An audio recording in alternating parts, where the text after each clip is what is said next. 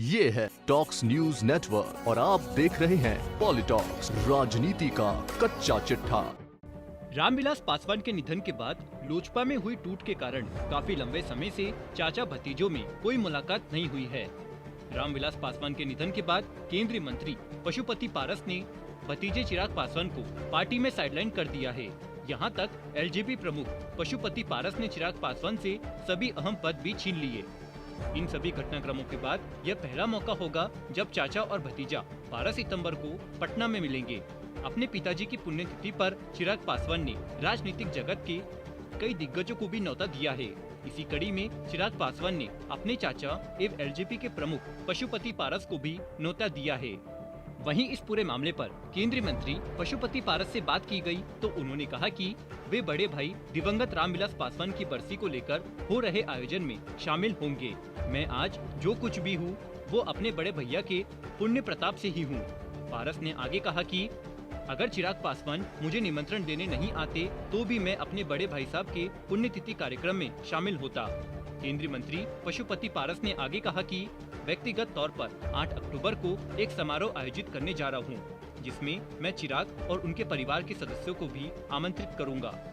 वहीं जब पशुपति पारस से पार्टी में फैली आपसी खींचतान को लेकर सवाल पूछा गया तो पशुपति पारस ने कहा कि मेरा यही मानना है कि परिवार का मामला अलग होना चाहिए और राजनीति का मामला अलग है।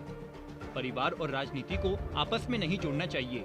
यही नहीं, पशुपति पारस ने अपने दिवंगत भाई रामविलास पासवान को भारत रत्न देने की मांग की है। इसके लिए उन्होंने बिहार के मुख्यमंत्री नीतीश कुमार से भी मुलाकात करने की बात कही।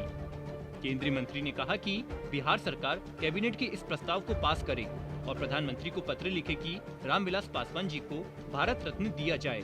पशुपति पारस ने आगे कहा कि जिस पार्टी कार्यालय में पटना में 31 सालों तक रामविलास पासवान का संबंध रहा है और पटना जाने पर जहां वो रुकते थे उसे सरकार राष्ट्रीय स्मारक घोषित करे। केंद्रीय मंत्री ने एक और मांग करते हुए कहा कि हाजीपुर से 1977 से उनका संबंध रहा है, इसलिए मैं मुख्यमंत्री नीतीश कुमार से यह मांग करता हूं कि हाजीपुर के किसी सरकारी भवन में रामविलास पासवान की बड़ी प्रतिमा लगाई जाए। साथ ही जब केंद्रीय मंत्री से दिल्ली में 12 जनपद पर रामविलास पासवान की प्रतिमा लगाए जाने और रामविलास पासवान स्मृति का बोर्ड लगाए जाने को लेकर सवाल पूछा गया तो उन्होंने कहा कि देश में जितने भी बड़े बड़े नेता पैदा हुए हैं उनके नाम से स्मारक बना है, इसलिए मैं प्रधानमंत्री मोदी से यह मांग करता हूं कि दिल्ली में जहां भी जगह हो वहां रामविलास पासवान जी के नाम पर स्मारक बनना चाहिए। पशुपति पारस के इस बयान के बाद सियासी गलियारों में कई अटकलें लगाई जा रही है कि पशुपति अब पार्टी में अपने पैठ को और भी ज्यादा मजबूत करना चाहते हैं। वहीं अपने पिता रामविलास पासवान की पुण्यतिथि के लिए चिराग पासवान ने राष्ट्रपति रामनाथ कोविंद, प्रधानमंत्री नरेंद्र मोदी, गृह मंत्री अमित शाह, कांग्रेस अध्यक्ष सोनिया गांधी, राष्ट्रीय जनता दल प्रमुख लालू प्रसाद यादव और कई अन्य नेताओं को इस कार्यक्रम में आमंत्रित किया है। इसी क्रम में उन्होंने गुरुवार को अपने चाचा पारस के आवास पर पहुंचकर उन्हें निमंत्रण दिया।